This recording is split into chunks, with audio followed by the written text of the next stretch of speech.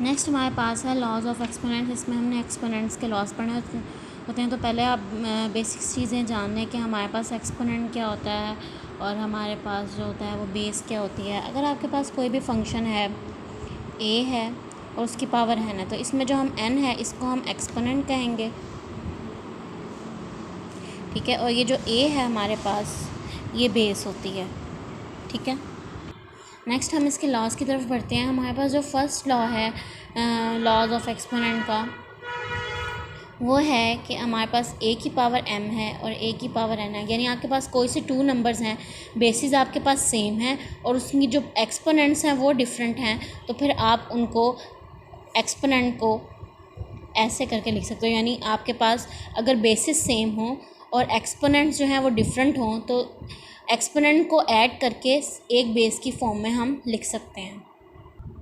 Second property हमारे पास ये है कि अगर आपके पास एक बेस है और उसके ऊपर पावर है और उसके पावर के ऊपर पावर है, यानी अगर आपके पास एक बेस की पावर है, एक्सपोनेंट है, एक्सपोनेंट कह लें या पावर कह लें, और ब्रैकेट के ऊपर पावर है, तो वो जो पावर्स हैं वो आपस में मल्टीप्लाई हो जाएंगी, यानी a mn हो जाएगा, ठीक है। अगर ब्रैकेट है, ठीक है, अगर ब्रैकेट नहीं है तो इसका इट्स मीन के उसको हम उतने टाइम्स मल्टीप्लाई करेंगे, ठीक है ना। अगर आपके पास कोई बेस है, उसकी पावर है और फिर ब्रैकेट लगा के होल पावर है, तो इट्स मीन वो जो ऊपर वाले एक्सपोनेंट है वो उसके ऊपर वाले एक्सपोनेंट से मल्टीप्लाई हो जाएंगे आपस में।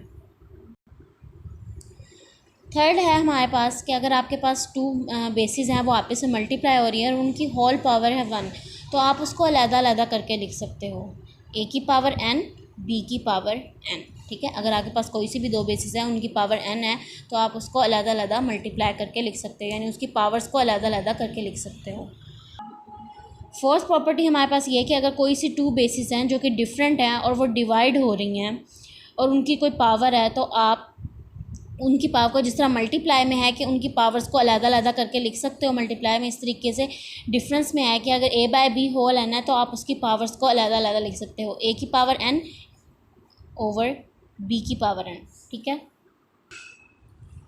फिफ्थ प्रॉपर्टी हमारे पास है कि अगर आपके पास a की पावर m है ओवर a की पावर n है, यानी आपके पास बेसिस सेम है और वो डिवाइड हो, लेकिन उनकी पावर्स जो हैं यानी उसके जो एक्सपोनेंट्स हैं वो डिफरेंट हैं और वो डिवाइड हो रहे हैं, तो इट्स मीन आप उसको ऐसे लिख सकते हैं, यानी कि am माइनस n, ठीक है।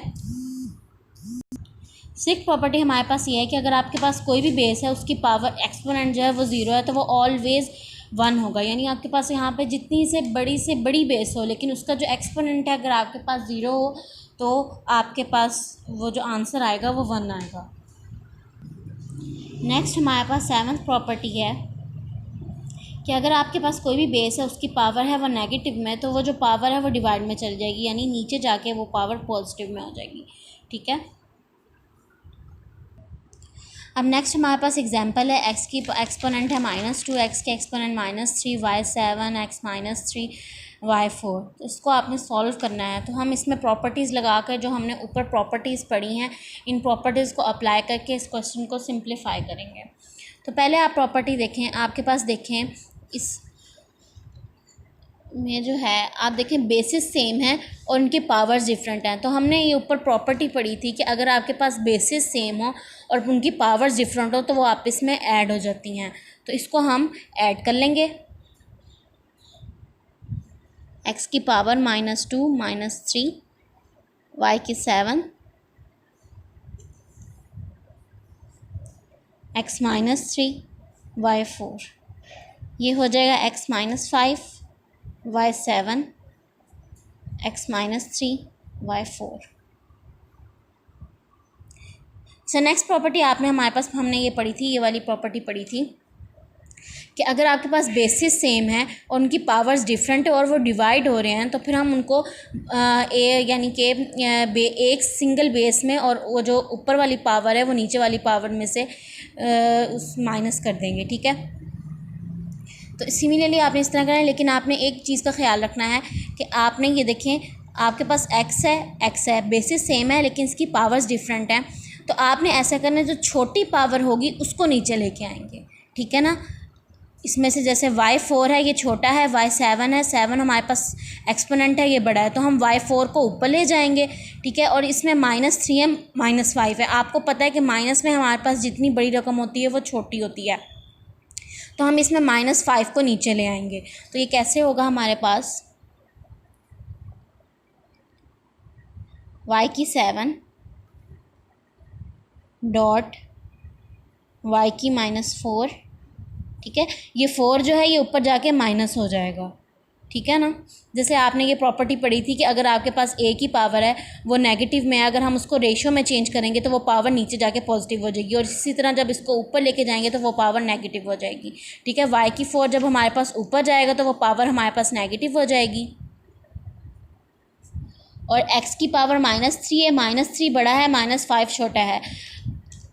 अगर हमारे पास नेगेटिव में जो टर्म जितनी बड़ी होगी वो उतनी ही छोटी होती है, तो x की -3 है, -5 नीचे आ जाएगा, और -5 नीचे आके हमारे पास क्या हो जाएगा, पॉजिटिव हो जाएगा। जैसे आपने प्रॉपर्टी पढ़ी है कि अगर आपके पास कोई टर्म है वो नेगेटिव में है तो अगर वो नीचे आ जाएगी, यानी कि उसको रेशो में कन्वर्ट कर देंगे तो अपनी सीट चेंज कर लेगी, ऊपर से नीचे आ जाएगी तो वो पॉजिटिव में हो जाएगी। इसी तरह x की पावर -5 है, जब ये ऊपर से नीचे आएगा तो यहाँ पे हो जाएगा x की पावर 5। अब आपने सिमिलरली वही वाली प्रॉपर्टी अप्लाई करनी है, ये वाली प्रॉपर्टी कि अगर आपके पास बेसिस हैं वो सेम है लेकिन उनकी एक्सपोनेंट्स हैं वो डिफरेंट हैं, तो वो आप इसमें ऐड हो जाएंगे।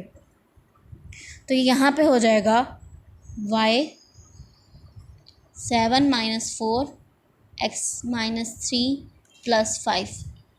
तो इसका आंसर आ जाएगा हमारे पास 7 - 4 3,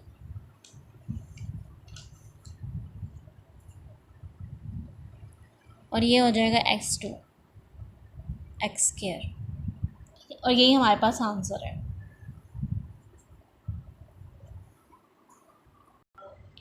नेक्स्ट क्वेश्चन है हमारे पास 4a³ a की पावर क्यूब b0 9a - 5 की होल पावर -2। तब आपने इसको सॉल्व करना है, सिंप्लीफाई करना है प्रॉपर्टीज़ लगा के, जो आपने एक्सपोनेंट्स की प्रॉपर्टीज़ पढ़ी हुई हैं। तो आप देखें कि 4/9 साइड पे कर लें। आप देखें ये और ये बेसिस सेम है, पावर्स डिफरेंट हैं। तो आपको मैंने कहा था अगर बेसिस सेम हो और वो डिवाइड, उनकी पावर्स डिफरेंट हो और वो डिवाइड हो रहे हों तो हम उनको ऊपर नीचे ले आते हैं। जो उनकी पावर छोटी होती है अगर वो नीचे है तो ऊपर चली जाती है, अगर ऊपर है तो नीचे आ जाती है। आप यहाँ पे देखें जो नेगेटिव में वो टर्म है 5 है, तो ये छोटी टर्म है, ये हमारे पास ऊपर चली जाएगी, तो ये हमारे पास ऐसे हो जाएगा a की 3 डॉट ऊपर जाकर ये पॉजिटिव हो जाएगी a की 5। अब आपने ये भी प्रॉपर्टी पढ़ी थी, एक तो आप यहाँ पे प्रॉपर्टीज़ भी मेंशन कर दें, a की पावर m ओवर a की पावर n, तो ये हमारे पास हमने प्रॉपर्टी लगाई है a की पावर m-1। और दूसरी प्रॉपर्टी हम यहाँ पे ये लगाएंगे कि आपने पढ़ा था कि अगर हमारे पास बेस की कोई भी पावर 0 हो तो वो हमारे पास ऑलवेज़ 1 इक्वल होता है। तो यहाँ पे b की पावर 0 है तो ये हमारे पास आ जाएगा 1, यहाँ पे आ जाएगा -2। अच्छा, अब ये जो हमारे पास नेक्स्ट प्रॉपर्टी आपने पढ़ी थी कि अगर आपके पास कोई सी बेसिस हैं जिन बेसिस सेम हैं और उनकी पावर्स जो हैं वो एक्सपोनेंट्स जो हैं वो डिफरेंट हैं, तो वो हमारे पास ऐड हो जाते हैं। तो यहाँ पे ऐड हो जाएगा 4/9 ऐसे ही आ जाएगा, और a3 + 5 डॉट 1 जो है तो वो डॉट 1 मल्टीप्लाई होगा तो 1 ही आ जाएगा, और यहाँ पे आ जाएगा हमारे पास -2। 4/9 a की पावर 8 और ये आ जाएगा -2। अच्छा,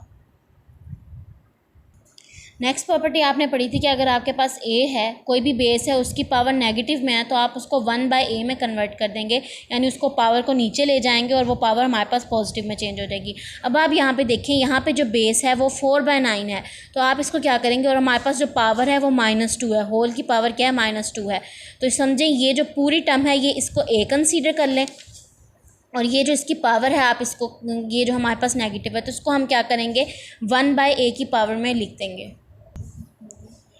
तो अब हम क्या करेंगे, इसको 1 कर देंगे 1/4/9 a की पावर 8 -2 है तो नीचे जाके 2 पॉजिटिव हो जाएगा। अच्छा, अब आपने इसको क्या करना है, अच्छा तो अब ये हमारे पास है 4a की पावर 8, हम इसको नीचे सॉल्व कर लेंगे। 1 है ओवर तो 4 की नेक्स्ट हमारे पास क्या हो जाएगा कि जब हम आपने ये प्रॉपर्टी पढ़ी थी कि अगर आपके पास बेसिस हैं वो डिफरेंट हैं और उसकी जो पावर है वो सेम पावर है वो n है, तो वो अंदर अंदर अलग-अलग मल्टीप्लाई हो जाएगी। इसी तरह यहाँ पे होगा 4 a की पावर 8 स्क्वायर हो जाएगा और 9 की पावर स्क्वायर हो जाएगा। जब 4 की पावर स्क्वायर होगा तो 16 हो जाएगा, a की पावर 8 2 से 16 मल्टीप्लाई हो जाएगा और यहाँ पे 9 की पावर स्क्वायर करेंगे तो ये 81 आ जाएगा और ये 1 बाय है तो 81 ऊपर चला जाएगा और 16 a का नहीं 16 जो है वो नीचे आ जाएगा और यही हमारे पास आंसर होगा। बिस्मिल्लाहिर्रहमानिर्रहीम। नेक्स्ट एग्जांपल है हमारे पास, एग्जांपल 2 है, एग्जाम 8/120/5 -4/3। तो आप देखें यहाँ पे जो हमारे पास एक्सपोनेंट है यानी ये जो पावर है ये नेगेटिव में है, तो हमारे पास हमने एक्सपोनेंट की प्रॉपर्टीज़ पढ़ी थी कि अगर हमारे पास पावर है वो नेगेटिव में होगी तो हम उसको 1/8 यानी उसको पावर को हम पॉजिटिव कर लेंगे। तो इसमें हम क्या करेंगे, इसकी पावर को पॉजिटिव कैसे करेंगे कि 125/8 करेंगे। 125/8 करेंगे यानी इसको हम 1/ओवर के फॉर्म में ले आएंगे तो फिर ये हमारे पास हो जाएगा 4/3। यानी ये हमने इस तरीके से किया है 1/8/125 4/3। और जब ये अलग-अलग पावर्स होंगी इन पावर्स को अलग-अलग करेंगे फिर बाद में 125 ऊपर चला जाएगा, 8 नीचे आ जाएगा और फिर पावर हम कॉमन निकाल लेंगे इस तरीके से। अब हमने देखना है कि हमने इससे पहले एक्सरसाइज की थी उसमें हमने देखा था कि जो हमारे पास बेस होती है हम उसको एक्सपोनेंट की फॉर्म में कन्वर्ट करते हैं कि यानी हमारे पास बेस है 125 है तो हम कोशिश करेंगे कि जो हमारे पास पावर है और ये वाली पावर है ये सेम हो जाए तो वो कैंसिल हो जाए। तो अब हम क्या करेंगे, अब ये हमारे पास बनेगा 5 × 5 × 5, ये भी 4/3 ओवर 2 × 2 × 2, ये भी 4/3। अब ये हमारे पास बनती है 5³ और यहाँ पे है 2 की पावर क्यूब, यहाँ पे 4/3 और ये भी 4/3 और ये जो 3 है ये 3 इससे कैंसिल हो जाएगा। 3 × 4/3, 3 से 3 कैंसिल, ये भी 3 से 3 कैंसिल, तो यहाँ पे आ जाएगा हमारे पास 5 की पावर 4 और 2 की पावर 4, तो ये आंसर आएगा 625/16। उसके बाद नेक्स्ट क्वेश्चन है हमारे एग्जाम्पल 2 का हमारे पास सेकंड पार्ट है 4 3 की power n over 3n + 1 - 3n। तो अगर हमारे पास बेसिस सेम हो तो उनकी पावर जो है वो प्लस हो जाती हैं। तो हम यहाँ पे कोशिश ये करेंगे कि इसमें से कुछ कॉमन निकाल लें कि हमारे पास बेसिस जो हैं बेसिस और उसकी पावर जो हैं वो सेम हो जाए। जैसे हम इसमें क्या करेंगे, नेक्स्ट सॉल्यूशन करते हैं। हमारे पास है 3 की पावर n। अब देखें इसमें से 3 की पावर n कॉमन आ रहा है, इसको हम इस तरीके से लिख सकते हैं 3.-3n, ठीक है ना। जब ये दोनों आपस में प्लस होंगे तो 3n + 1 हो जाएगा। हमें प्रॉपर्टी पढ़ी थी हमने कि अगर हमारे पास बेसिस सेम और उनकी पावर्स डिफरेंट हो तो वो पावर्स ऐड हो जाती हैं, ठीक है ना। इसको हम जब दोबारा ऐड करेंगे तो हमारे पास दोबारा यही फॉर्म बन जाएगी, यानी 3n + 1 को हम ऐसे भी लिख सकते हैं। अच्छा, नेक्स्ट हम करेंगे 4 3 की power n, 3 power n common आ जाएगा। देखिए यहाँ पे भी 3 की पावर n है, यहाँ पे भी 3 की पावर n है, ये 3 की पावर n कॉमन आ जाएगा और यहाँ पे आ जाएगा 3 - 1,